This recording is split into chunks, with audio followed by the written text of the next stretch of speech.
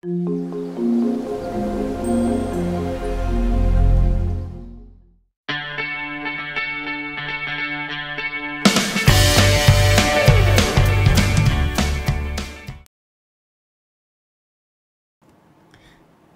araw! Nandito na naman ako.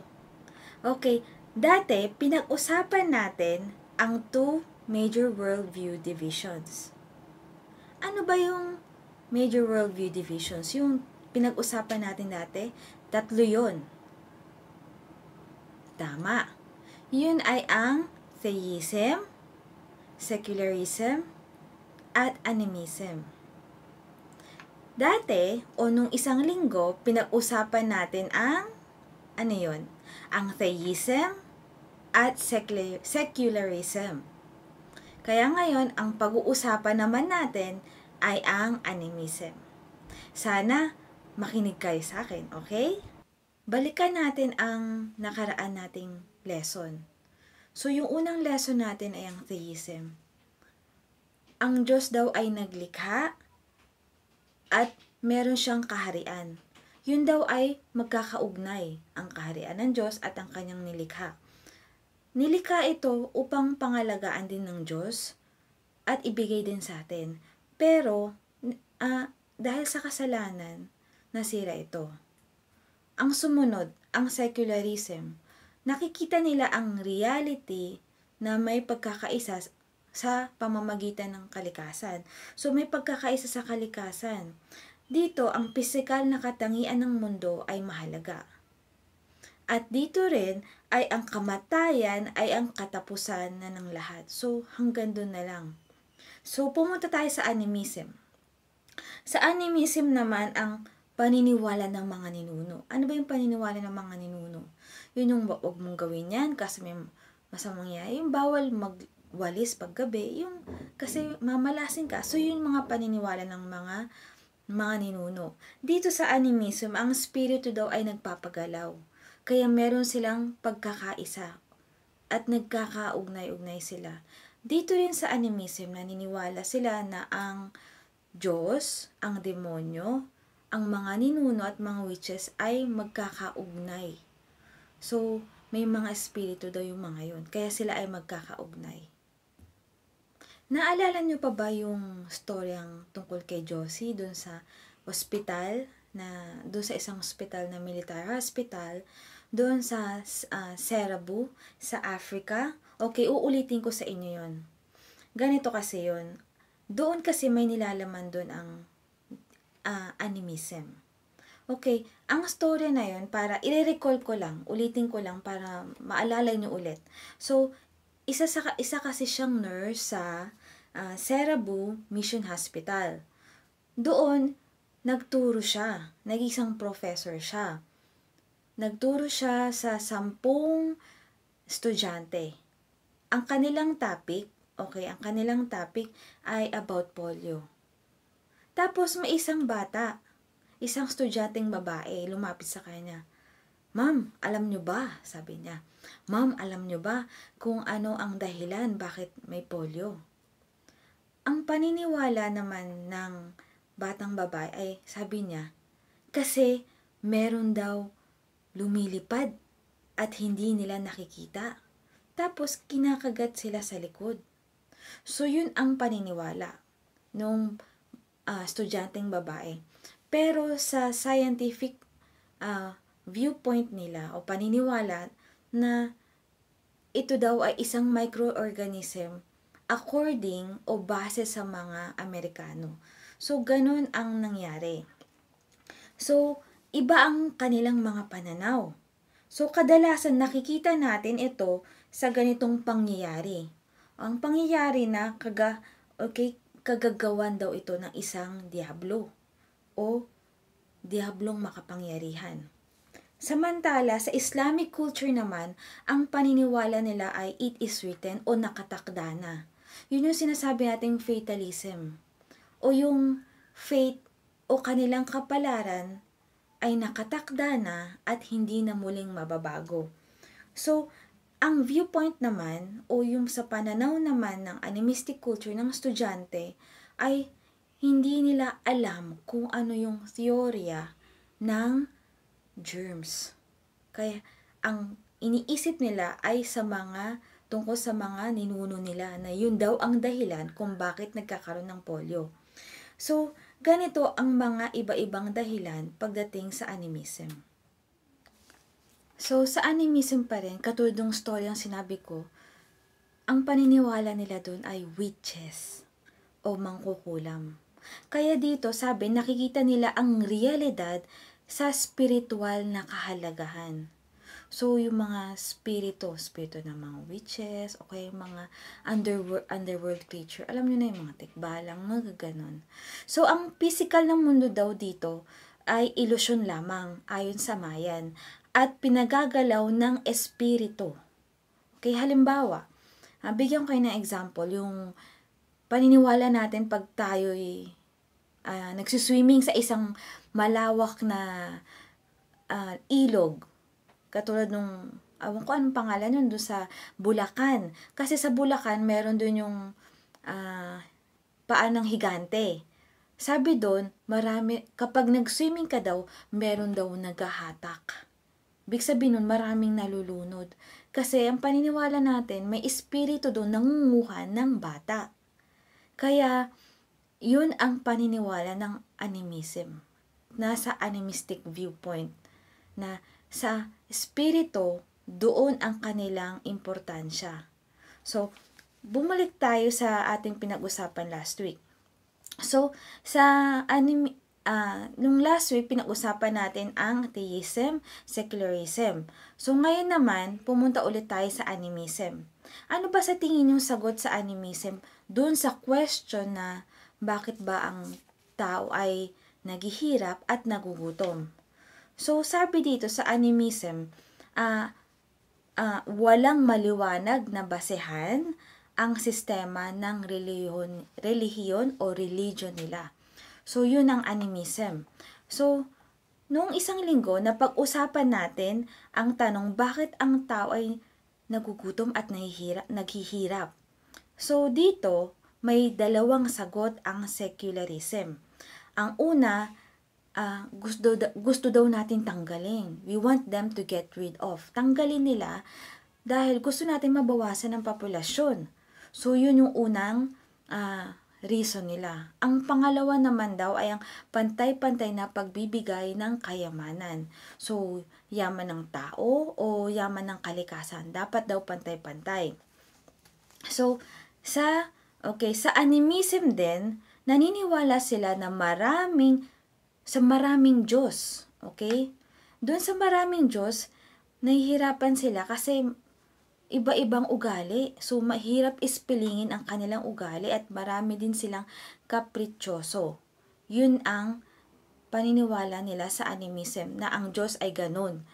At ganito rin sa pag may baha, may lindol, taggutom, at sakuna, ito daw ay pisikal na pagpapahayag ng Diyos na sila ay nagagalit o kaya wala daw silang pakialam.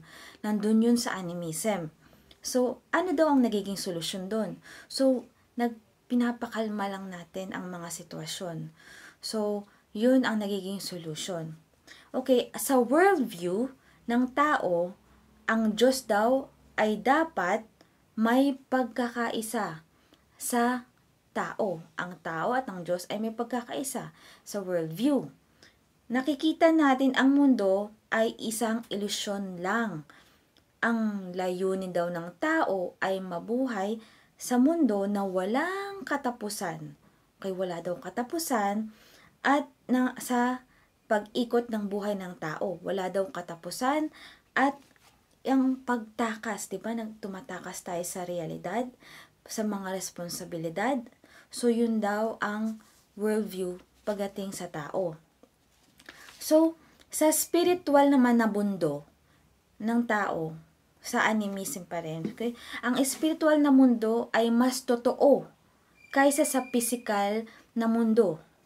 Okay? Kaya temporary lang ang ang physical na katauhan ng isang tao. Kaya ang tawag dito ng ano ba ang tao, sabi nga nila, dito sa animism. Ano bang tao? Ito daw ay isang espiritu lamang. So, at dahilan, ang sangkatauhan daw ay hindi makawala sa kanilang buhay.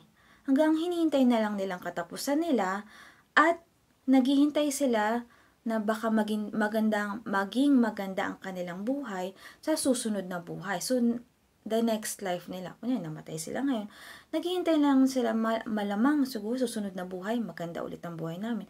Yun na lang hinihintay nila. So, wala silang kasiguraduhan.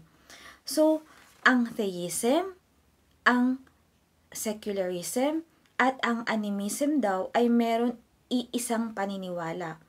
Ano ang paniniwala nila? Na ang dahilan daw ng pagkagutom at ang taghirap ay nasa labas na aspeto daw. Nasa labas na aspeto ng tao.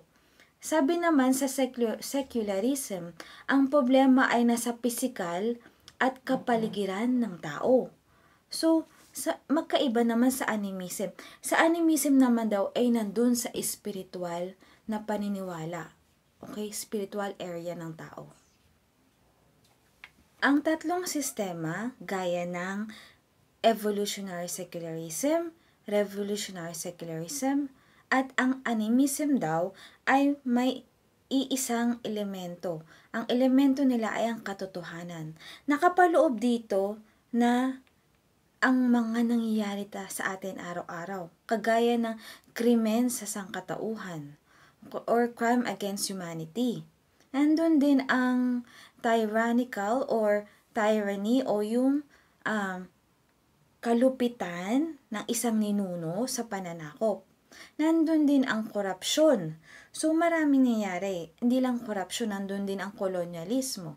Ano ba ang kolonyalismo? Kasi ang kolonyalismo, dun yung nakatali tayo sa mga dayuhan, yung mga naniniwala tayo sa mga imported goods. Yun yung kolonyalismo. Meron din yung neo-colonialism. Ano ba yung neo-colonialism? Ito yung pagkamkam ng isang part or area sa geography ng isang bansa. Okay, na illegal. So, tulad ng Spratly Island. So, alam nyo na yun. So, dumako tayo sa, iugnay naman natin ito sa 1040 window. Ano ba yung 1040 window? Tingnan natin ang 1040 window as 10 degrees to 40 degrees. To north and from north to Africa in the west to Asia. Okay, so ganon kalawak ang mga naghihirap sa mundo. So ganon kalawak. Kung gaano kalawak ang naghihirap sa mundo, ganon din ang wala silang kaalaman sa salita ng Diyos. Kaya sa realidad, okay, sa iba't ibang paniniwala nila sa realidad na ang kanilang spiritual ay naghihirap. So marami silang nagiging pangangailangan. Yun ang 1040 window. Sa makatiwid, ang paniniwala ng animism na ang kahirapan at kagutuman daw ay nasa labas na kadahilanan. So nandun daw yun sa labas na kadahilanan ng tao. Samantalang ang theism ay nandun daw yun sa loob na katauhan ng isang tao. Yun ang paniniwala nila na bakit may kahirapan at kagutuman dito sa bansa o dito sa mundo. Okay, pumunta naman tayo sa man's basic question. So, yung ano ba yung man's basic question? Pero bago nun, i-compare natin, okay, ang biblical worldview at ang secularism worldview. Okay? So, ngayon, dagdagan natin ng animism. Okay, animism worldview. Okay, ano ba ang ano ba ang ating unang tanong? Ang ating unang tanong, ano ba ang huling will? O anong ating huling goal?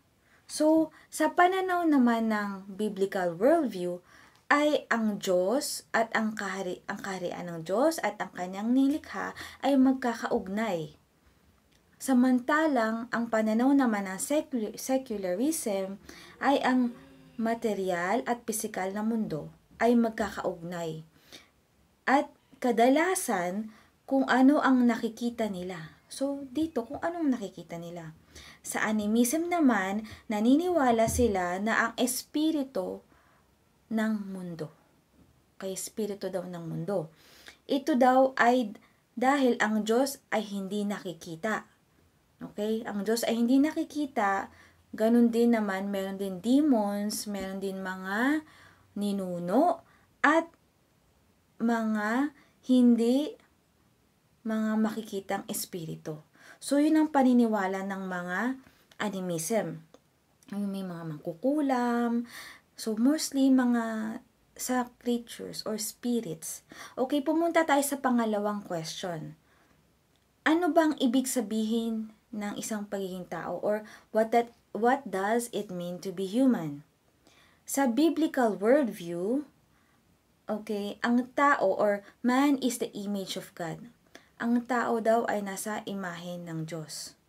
Okay, man has dominion over creation. Ang tao daw ay may kapangyarihan sa nilikha ng Diyos.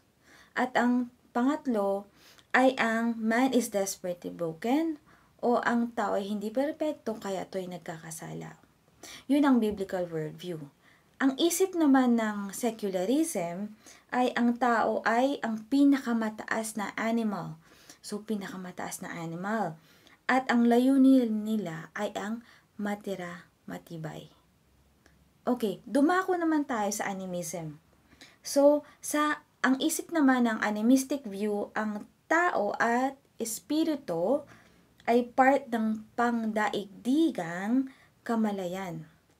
So, ang espiritu daw ng tao ay part ng pandaigdigan na kamalayan. Ang buhay ng tao ay walang halaga. So, ang buhay daw ng tao ay walang halaga kasi hindi ito, ang kapalaran nila ay katulad ng fatalism. So, fatalism yun yung paniniwala ng animism. Ito'y nakatakda na at hindi na muling mababago. So, yun ang paniniwala nila. Yun ang paniniwala nila sa kanilang buhay. So, bibigyan ko kayo ng example. Isang halimbawa na kung saan naganap noong 1980 sa Ethiopia. Saan ba Ethiopia? Yung Ethiopia ay isang part sa Africa. So, nandun siya sa East Central Asia. Ang mga karatig na bansa niya, ang Yemen, okay, Sudan. So alam niyo na yung mga yon, 'di ba? Yemen, Sudan, tsaka Kenya. So, ang story ang nangyari doon ay ganito. May isang presidente na pumunta, ang pangalan ng presidente ay nagngangalang Ted Yamamori. Okay? Isa siyang presidente ng Food for Hungry. Pumunta siya sa isang refugee camp o yung nagkakanlong ng mga tao na walang bahay. Pagkatapos, may narinig siya na isang batang umiiyak. So, hinanap na yun. Hanap siya ng hanap. Tapos nakita niya. Nung nakita niya, kinuha niya agad. Tapos, dali-dali niyang hinanap yung nanay. Hanap siya, hanap. Tapos, nung nakita niya na yung nanay, binigay niya yung bata. Alam mo kung anong sinabi ng nanay? Ibalik mo yan kung saan siya nakaratay. Dahil nakatakda siyang mamatay.